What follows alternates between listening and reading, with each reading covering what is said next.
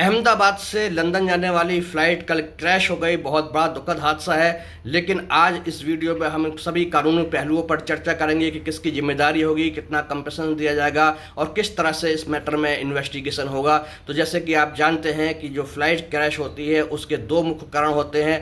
पहला कारण होता है नेग्लिजेंस का और दूसरा होता है तकनीकी यानी टेक्निकल। नेग्लिजेंस के मामले में अगर हम बात करें तो इसमें जो फ़्लाइट का जो पायलट है उसकी गलती होती है, नेग्लिजेंस हो सकती है, उसके कारण भी फ़्लाइट क्रैश होती है। या फिर एयर ट्रैफिक सिस्टम जो है उसमें जो ऑपरेट करने वाले लोग हैं उनके पार्ट पर कोई नेग्लिजेंस होती है तो उसके कारण भी फ्लाइट क्रैश हो सकती है।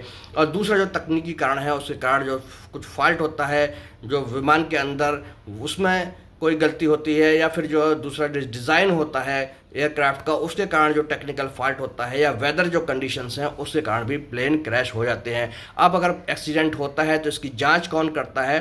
तो इसकी जांच करने के लिए एक संस्था है जिसका नाम है aircraft accident investigation bureau AAIB।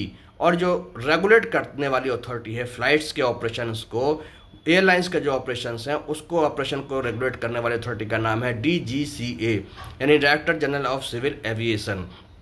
अब इसमें जो है 4 तरीके के इंश्योरेंस होते हैं जो कि इंश्योरेंस ऑलरेडी एयरलाइंस कंपनियां लेकर के रखती हैं। जो पहला इंश्योरेंस है उसका नाम है पैसेंजर लायबिलिटी इंश्योरेंस यानी कि अगर पैसेंजर की कैजुअलिटी होती है उसके लिए, और दूसरा है जो कि डैमेज होता है थर्ड पार्टी को तो थर्ड पार्टी इंश्योरेंस है, और तीसरा हुल जो कि फ़्लाइट के डैमेज के लिए है, और चौथा क्रू मेंबर के लिए इंश्योरेंस है। अब इसमें DGCA जो कि director general of civil aviation है वो AAIB की रिपोर्ट पर अपनी जो जांच की रिपोर्ट AIB देगा कि क्या कारण है, नेग्लिजेंस के कारण हुआ है ये हादसा या तकनीकी कारणों से हुआ है, उस रिपोर्ट के ऊपर जो है कार्रवाई करेगी। अगर नेग्लिजेंस पाई जाती है एयरलाइंस की तो DGCA लाइसेंस भी रद्द कर सकता है एयरलाइंस का, पेनल्टी लगा सकता है या उसका जो पूरा सेफ्टी ऑडिट है उसके आदेश दे सकता है। तो जैसे कि इंश्योरेंस की हम बात कर रहे हैं तो 1 करोड़ का इंश्योरेंस थर्ड पार्टी का होता है। इसके अलावा जो पैसेंजर हैं वो अपना पर्सनल इंश्योरेंस भी फ्लाइट के लिए